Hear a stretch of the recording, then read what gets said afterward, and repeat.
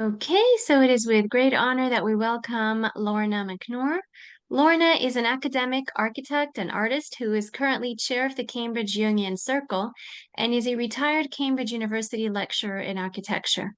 She has published, lectured, and exhibited her work most notably at the Whitney Museum, NYC, and the Fitzwilliam Museum in Cambridge, UK. She taught architecture, philosophy, design, and phenomenology for 30 years in New York, Canada, and Cambridge in the UK. Ceramic sculpture and video making are two of her current passions, and her website is Alchemy of Art and Architecture. So without further ado, Lorna, the floor is yours. Thank you, Rula. It's a real honor to be here at this.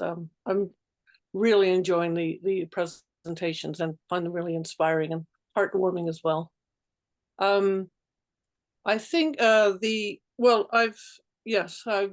working on these ceramic sculptures, which I just sort of, stumbled upon working with ceramics about 10 or 12 years ago. And recently I've just found myself making videos of them and sharing the stories of what I was thinking and feeling as I was creating them, and then reflections through the years as well. So I think we could probably start there. I'm sharing with two videos, two sculptures today. So do you want to do that, Mary Beth? Yeah.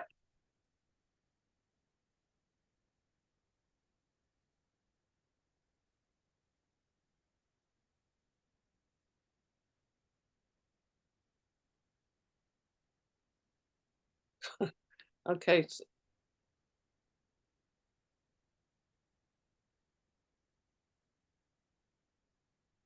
Do you share screen or me? Oh.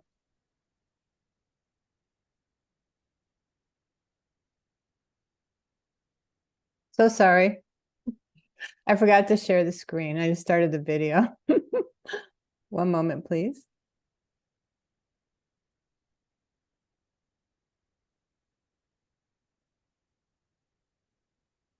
Hmm.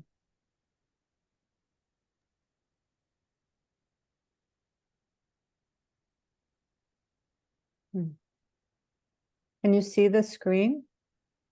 Yeah, I think, that's perfect. Yeah. Okay, so sorry about that. I forgot to do share screen. I just started watching your video. Here we go.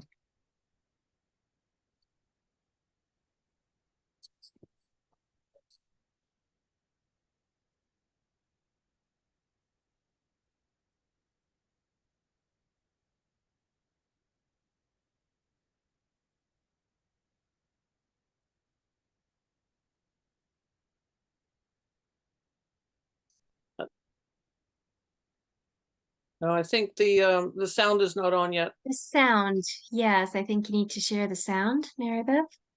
So you need to stop sharing and then do it again. So sorry.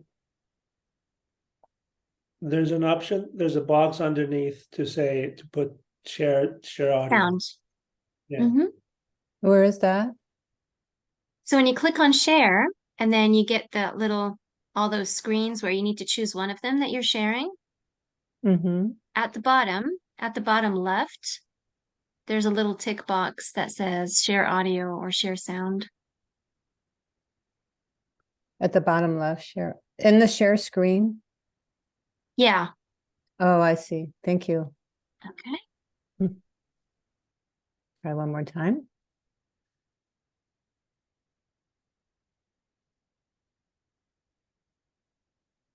We're not sharing yet. I know it's not allowing me now. Hold on one moment. Sorry about this. I don't usually use this Zoom platform. This moment. You want me to try from here? Please. Okay, let me see if I can do that. Okay, so if you stop sharing, let's see.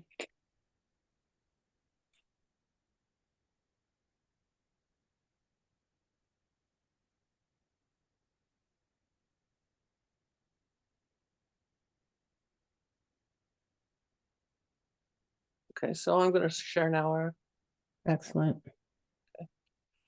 So I hope, let's see where's that part where I have to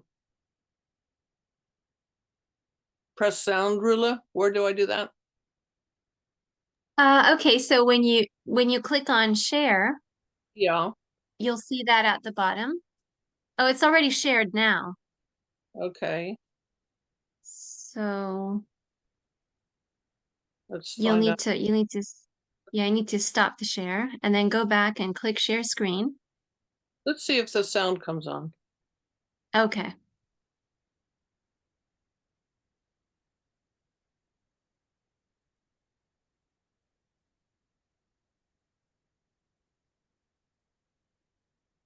We can't hear anything yet. So if there's a sound, we can't hear it. Sharing two stories and journeys Oh, now we can. Okay. two sculptures.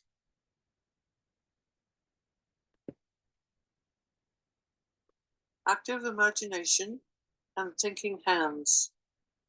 In the creative act of sculptural clay making, I let my hands do the thinking, rather than predetermining something in my head.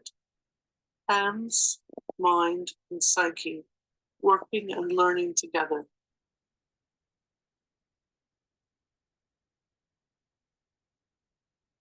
While the hands build, the eyes perceive, and the mind learns, imagining more ideas for the hands to think about whilst creating. I had a large lump of clay and let my hands play. They created a shroud-like cave. It seemed to call for a head in the empty hood.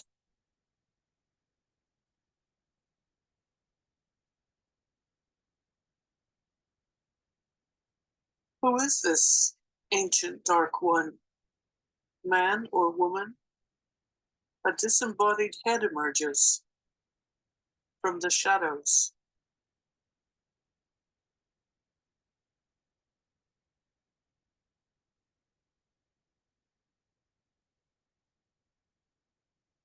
A winged owl, flying from within a deeply wise heart.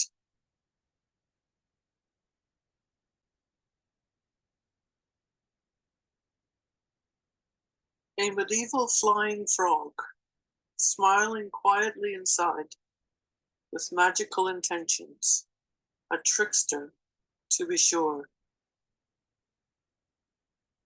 Dream of a winged centaur.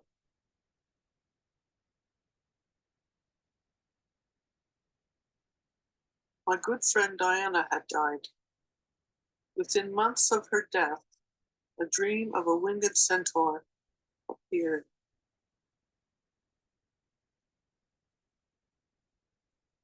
Man above and horse below, with a head of medieval armor.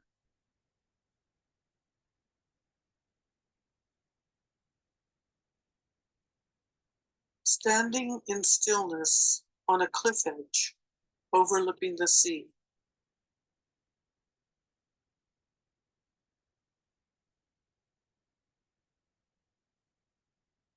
I could feel the ghostly presence of my friend behind me. I turned to her and said, I think he's waiting for you.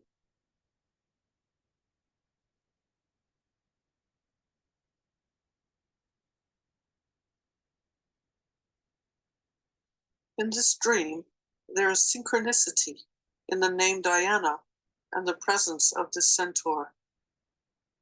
Diana, Roman goddess of wild animals, and name akin to the Latin root diem, meaning sky. In Greek mythology, the centaur is seen as wild as untamed horses.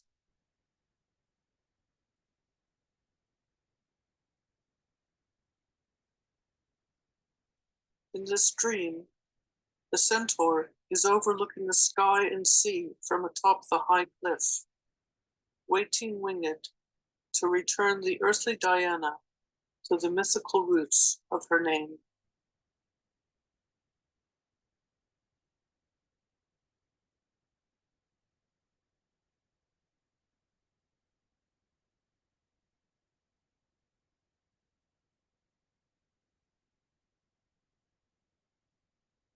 You are now looking at the other side of this same sculpture. The image in the back is a mirror image of the sculpture that you now know. The image in the front is the other side of this same sculpture. It has a mirror behind it, revealing its other side. The side we know is concave. The side we're about to explore is convex. It meets the world as the Earth guardians.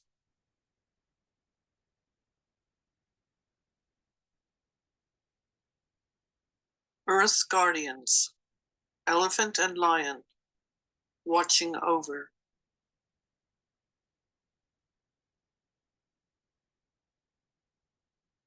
Elephant, walking Earth.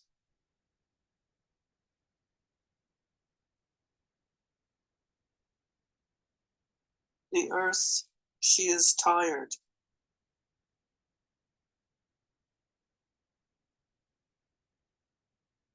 She is weary.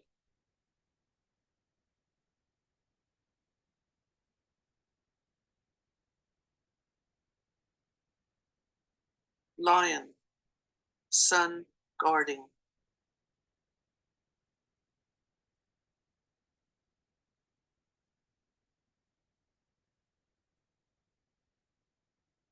Totems, ancient ones.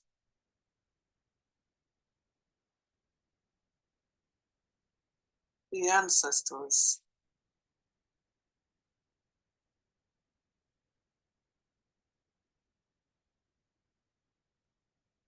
Tree mask, plants witnessing.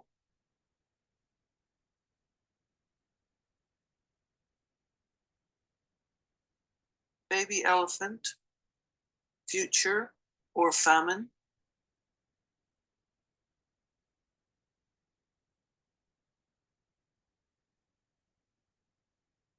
Monkey mind, trickster.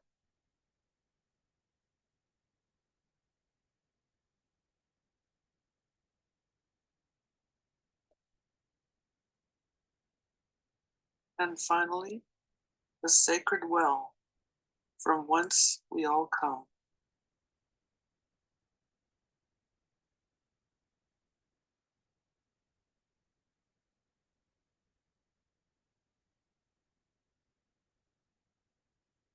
This sculpture was created by Earth Guardians through thinking hands.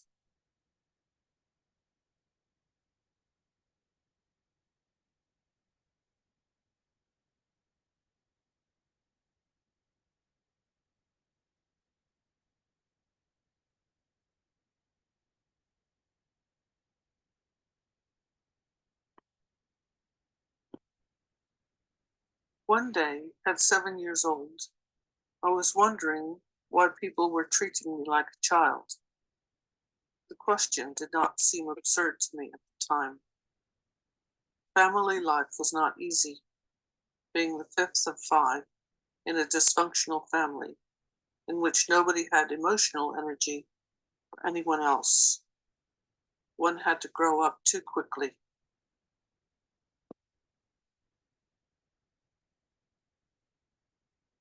Whilst wondering why my parents and siblings behaved as if I had nothing to say, no perceptions or thoughts to share, I slipped away into a daydream.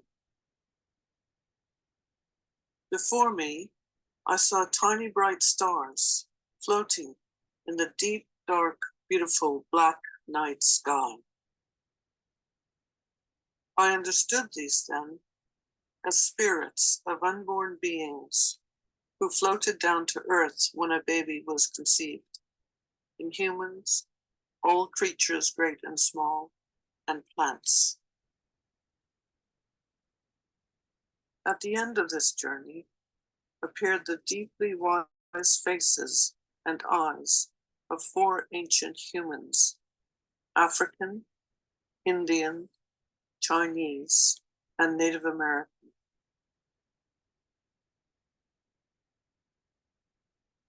The deep lines on their faces held the stories of their lives, like the rings of a tree. Wise lifelines and deep pools of experience in their eyes.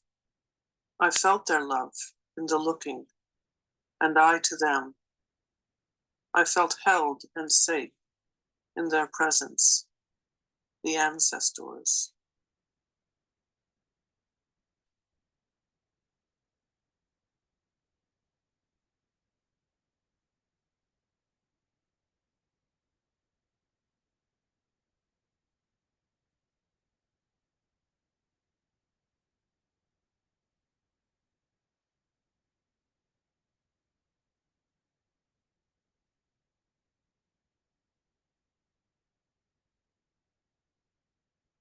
As I arose from this deep space, I then became aware again of my earlier question of being treated like a child.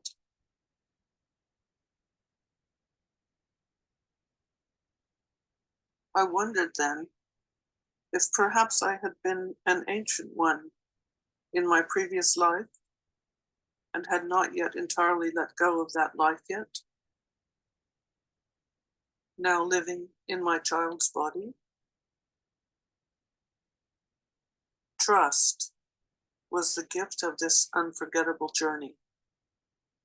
Often, in difficult times in my life, I felt the sustaining presence of these ancestors, quietly watching over, guiding with love and heart wisdom.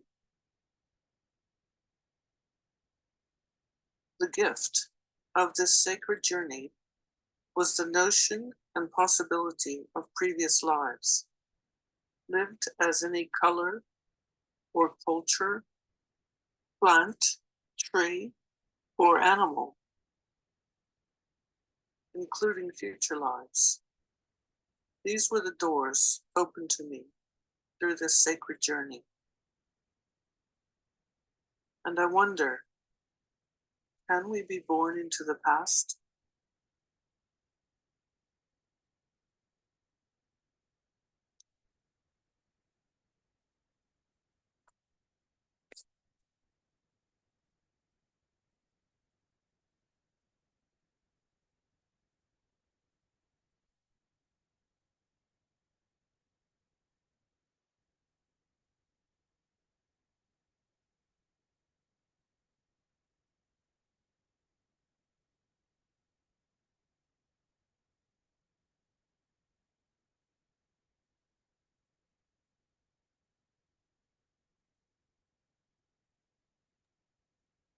Thank you, Lorna, so much. It's an amazing way to think in material, as we did in Susan's course recently. So thank you very much, Lorna. That was a beautiful embodiment of all of those archetypal energies and reflections. And I don't know how much